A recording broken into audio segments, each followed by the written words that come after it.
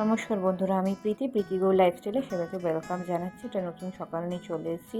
তো সকাল সকাল উঠে গ্যাসের দিকটায় চলে এসেছি। সব বাসনগুলো গোছাবো। রাতে সব ছেলের খাবার টাবার করেছিলাম, তো এই বাসনগুলো ধুয়ে উপর করে রেখেছি। এগুলি সব গোছাবো, গ্যাস গুস মুছবো, মুছে টুছে তারপরে ঘরদোর পরিষ্কারের দিকে যাব। তো চলুন, আজকে ব্লগটা আশা করি ভালো লাগবে দেখতে। তো চলুন দেখতে থাকুন ব্লগটা।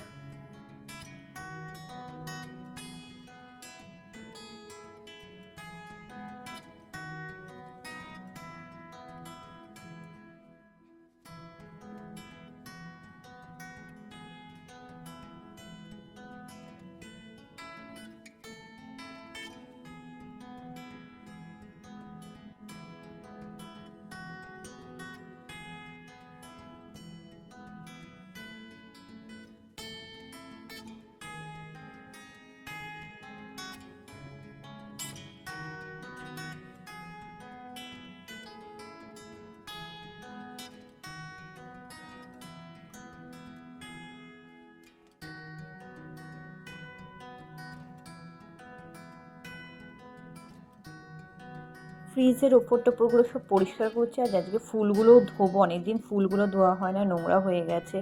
তো ফ্রিজগুলো আমি রেগুলারই মুছি, তো বললাম তো দেখানো সম্ভব হয় না। আজকে স্ট্যান্ডের মধ্যে রেখে এবার সব পরিষ্কার, যা যা পরিষ্কার করছি সেগুলিই তোমাদেরকে একটু দেখাচ্ছি। আমি কী কী ঘরে সকাল থেকে কী কী কাজকর্ম করি সেটাই। যে ফ্রিজটা মুছে তারপরে দরজাগুলো মুছবো। তারপরে কি দরজাগুলো মোছার আগে টিভির শোকেসটা মুছবো, টিভিটা মুছবো, হোম থিয়েটার মুছবো, সাউন্ড সিস্টেমের সব বক্সগুলো মুছবো। মুছে ঠুছে তারপরে দরজাগুলো মুছবো। তার শনিবার তো স্বাভাবিক, একটু শনি রোববার কাজগুলো একটু বেশিই থাকে। একটু ঘরগুলো একটু পরিষ্কার করা রোজই করি, তা একটু বেশি করে একটু ফ্যানটা মুছবো। তো ফ্যানটাও মোছা, অনেকদিন ধরে ফ্যানগুলো মোছা নেই, ফ্যানগুলো নোংরা হয়ে গেছে। এই খুচখাচ কাজগুলো থাকে, তো এইগুলি তো সংসারের মধ্যেই পড়ে, বলো এগুলো তো করতেই হবে। অনেকে ভাবে ঘরে কোনো কাজকর্ম থাকে না, আমরা শুধু শুয়ে বসেই খাই। অনেকের ধারণা, শ্বশুরবাড়ির দিক থেকেই বলো, শ্বশুরবাড়ির দিক থেকে বিশেষ করে শাশুড়িরা বড়রা বলে, আমি কথাটার উল্লেখ করে দিলাম। ওরা ভাবে কি কাজকর্ম করি, শুধু রান্নাবান্না করলেই সব হয়ে যায়, আর কিন্তু কোনো কাজ থাকে? আর কোনো কাজ থাকে না বলুন তো? আপনারা হাউস ওয়াইফ, আপনারা কি বলেন কমেন্টে জানাবেন তো। আমাদের হাউস ওয়াইফদের কি কোনো কাজ থাকে না, শুধু রান্নাবান্না ছাড়া? কি বলবো, আর কিছু বলার নেই। যাই হোক, তো চলুন দেখতে থাকুন।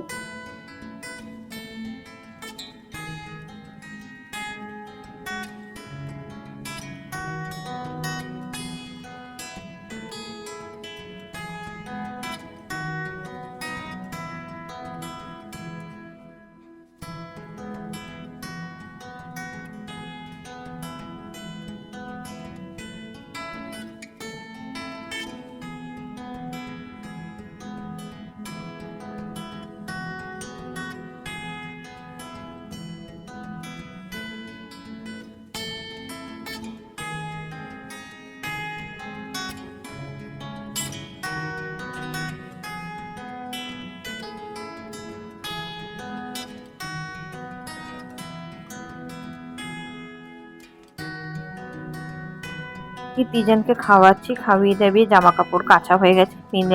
মিলে আবার ওই বাড়িতে যাব। তো ওই বাড়িতে গিয়ে গিয়ে যে দুপুরের সব আয়োজনে দেখুন, আমার যা গিয়ে চিংড়ি মাছ ছাড়াচ্ছে। তো চিংড়ি মাছ লাউ দিয়ে করবে, চিংড়ি মাছগুলো ভাজছে, লাউ দিয়ে চিংড়ি মাছটা করবে। খুব সুন্দর হয়েছিল চিংড়ি মাছটা। সেদিনকার যে আমি মালাইকারি করেছিলাম চিংড়ি মাছের, সেই চিংড়ি মাছ আরও কটা ছিল, তো ওগুলি রেখে দিয়েছিলাম। তো আজকে লাউ দিয়ে করছে।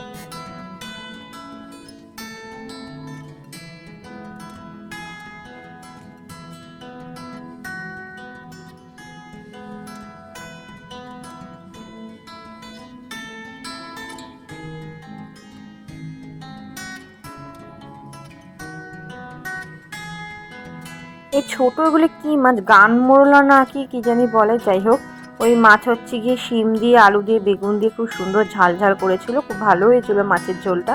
আর গিয়ে চিংড়ি মাছ দিয়ে গিয়ে লাউ দিয়ে করবে। এই রেসিপি আজকে সাধারণভাবে রেসিপি। আর উচ্ছে একটু কুমড়ো দিয়ে ভেজেছিল অল্প একটুখানি, ওটা যদি শুধু ছেলেরাই খেবে তাহলেই হয়ে যাবে।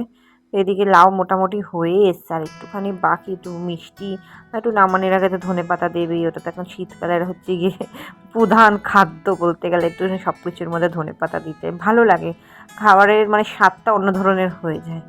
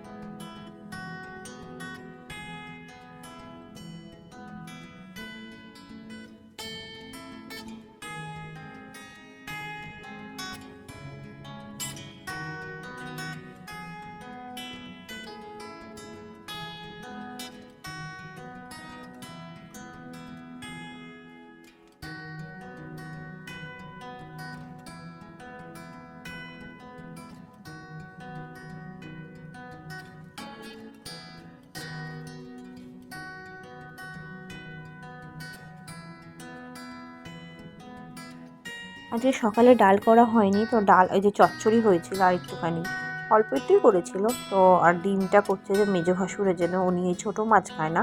সকালে ডাল করা হয়নি, বাসি ডাল ছিল, ওই ডাল দিয়ে আজকে সকালে সবাই ভাত টাত খেয়ে নিয়েছে, যে বেলা করে একটু ডাল করছে একটু গরম গরম।